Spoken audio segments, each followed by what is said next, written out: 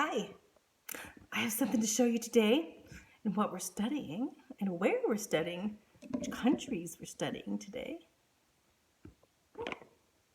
What is that? It's a Russian noodle stakushel. I think that's how you say it. It's a Russian nesting doll. I got this nesting doll in, I think it was Moscow, but I might have bought it in Novgorod, which we're going to talk about too today. But the city that we're going to talk about is Kiev. It's kind of neat because I've been there quite a few times, like 17 times to Russia, and been able to share the gospel. And so my heart goes out to Russians. So it's really, really fun for me to find out about Russian history. Because when I go there, I can look and see and exactly see the architecture, the way that people live even today, and I can look back on history and how come they're so different in many ways from us, and how come they're so the same as us in many ways. But anyway, let's begin, okay? We're going to start, and it's in your book, it's lesson 68, and it's Kiev. And Kiev was one of the oldest cities in Russia, so that's where we're going to start and find the history of Kiev. Well, in 482, there were three Slavic brothers. Slavic was a people that lived in that area and also in Eastern Europe and Western Russian area. And that's why they have Czechoslovakia and all that area. The Slavic people lived there. Well, there were three Slavic brothers. One was Kai, and one was Koriv, and one was Shek, and they lived there. And they decided to come in. As they came in, they came down the river there, the Dnieper River, and they looked on the hills, and they thought, wow, these hills look wonderful here. And look at these valleys. We could be right on the river and farm and everything. What a great place to settle.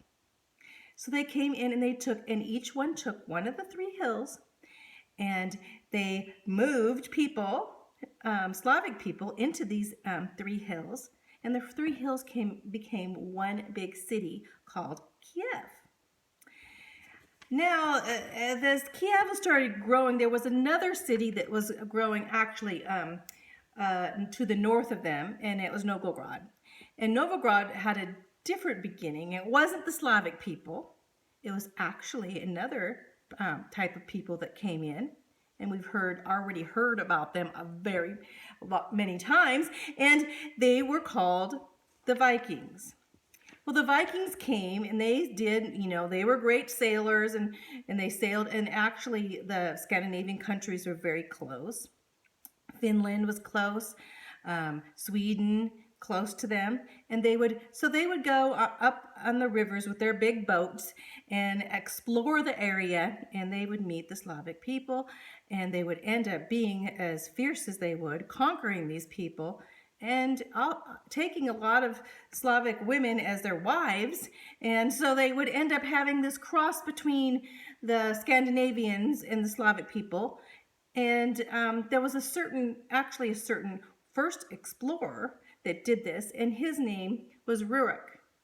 Rurik came in, and he settled in, and he was very fierce too. He was a fierce Viking warrior, and as he settled, the people around there, they called the Slavic Viking mixture, they called Rus, which later on would be Russia. And they would call him Ruski or something, Ruski, or however, they pronounced that back then. But anyway, so here we have this again. We have this mixture of cultures again happening. Well, going back to Kiev and Novgorod. In Novgorod, this group of Norsemen, these Vikings, were called Varangians. Varangians were called the mixture of the pirates with the Russians. And so the Varangians actually came, and the Slavic people were already settled in Kiev, and they came and intermarried with them too. So we have this huge amount of people. Basically, they called them Rus, Kiev Rus. They became known as this throughout the whole land. And they were the first Eastern territory, or they would call it a Slavic territory or state. In 882, that's like 400 years later, there was a ruler, a king named Oleg, and he was the ruler of Novgorod, and he took control and made Kiev the capital. So he had Novgorod and Kiev kind of linked together. And he wanted this area because it was such a good place to trade, because it was right in the Dnieper River. And they could go all the way south, to the Byzantine Empire, and then they would end up going north. They could go north up towards where the Vikings were. So they would call this, let's see, the road from the Varangians to the Greeks. And it basically wasn't a road. It was a riverway that they would travel. And also would extend all the way north. They'd go all the way north to a couple other areas, which became known as St. Petersburg and Moscow. So now we're talking a lot about these different cities and the beginnings of them. And also there was a big lake up there, one of the biggest lakes. In fact, it is the largest lake in Europe. It's 6,700 square miles. Lake Ladoga is there. So here you kind of have the geography, but let's get into the history, because in Kiev, let's go back to Kiev in 950s, there was a king that was king, and his wife was named Olga. And a lot of Russian women are named Olga these days, but she was very special because she had become Christian. And so she actually promoted Christianity, but the king was still a pagan king, but he allowed her to build one of the first churches in Kiev, Church of Our Lady of the Tides. It's kind of a weird name, but anyway, she had built the first church. But I'm saying Olga probably told her children and shared Christianity with her children, and maybe even, shared the gospel with her sons and daughters and their children. So, just like I'm grandma telling you, sharing Jesus with you guys, she did the same thing.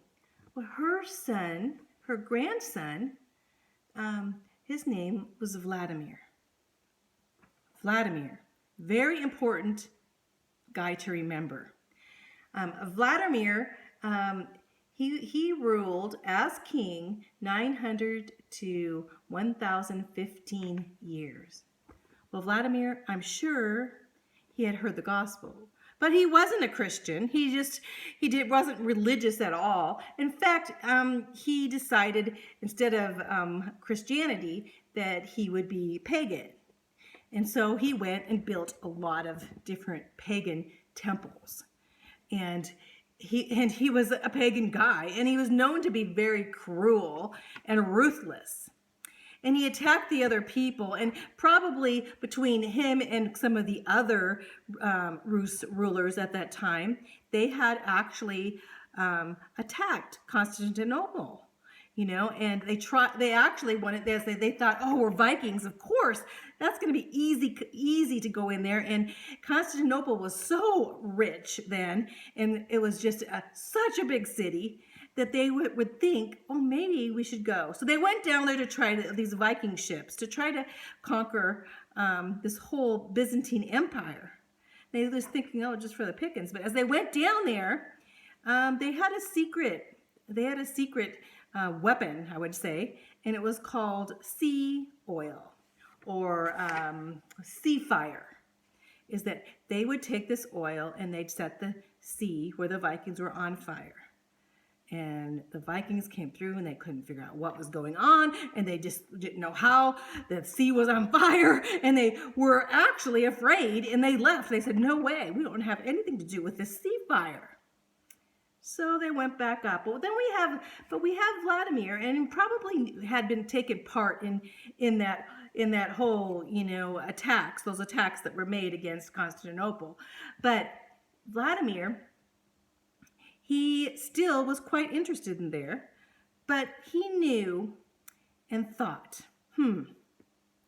he had put all these pagan temples up, and I'm sure he was thinking, wow, they're not really, there's no satisfaction there. It seems like he had a longing in his heart for God, but he was searching in all the wrong ways. And he was pretty miserable. As you know, he was very cruel, and he was very mean. And another thing that he did, he decided, well, maybe I'll just have to take a few more wives. So he had 1 wife, 2 wives, 3 wives, 4 wives, 5 wives, and then he stopped and says, well, I'm just going to he had 800 of them, 800 wives and concubines, they called them.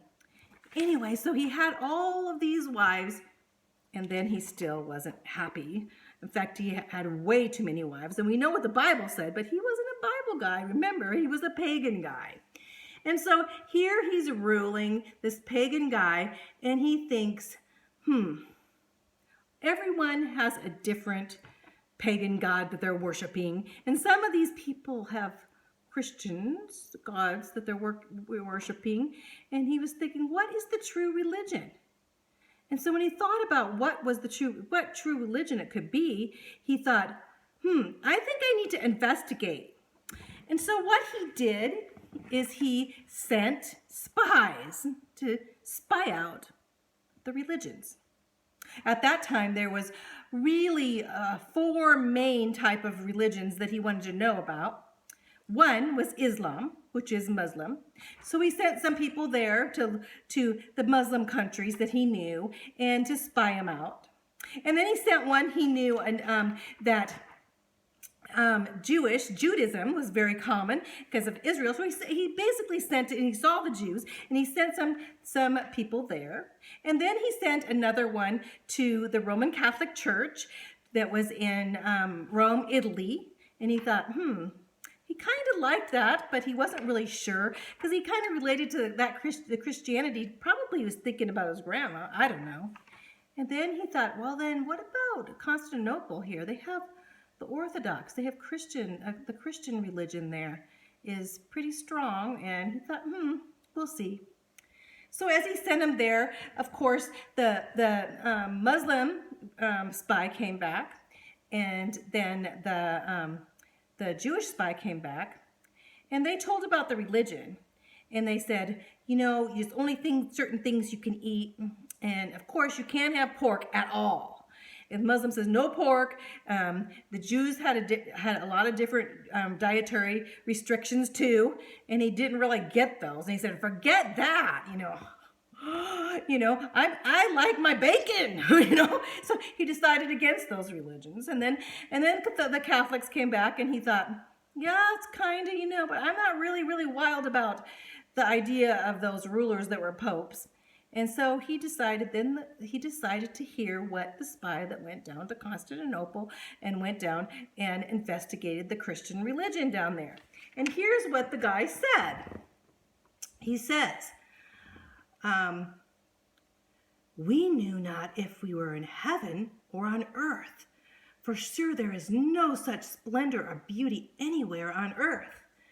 We cannot describe it to you. Only we know that God dwells here among men, and their services surpass the worship of all other places.